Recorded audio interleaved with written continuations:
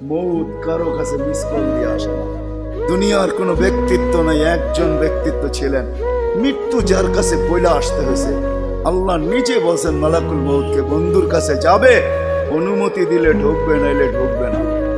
অনুমতি নিয়ে বুকে হাত রাখবে, নাইলে রাখবে না। আমার বন্ধুর অনুমতি ছাড়া হাত রাখবে না বুকে।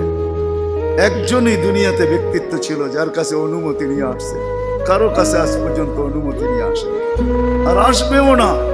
সত্য এটাই। এই জন্য আসেন, ওই জান্নাত, এটাই আমাদের ছোট জীবনটার উদ্দেশ্য।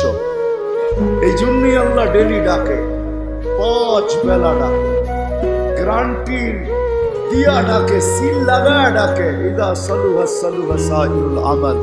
5 ওয়াক্ত নামাজ যদি এই উম্মত কমপ্লিট করে দেখাইতে পারে, তো আল্লাহ আমাদের নবীজির সাথে ওয়াদা করছেন, আমিও আপনার উম্মতের জীবনকে কমপ্লিট করে লিখে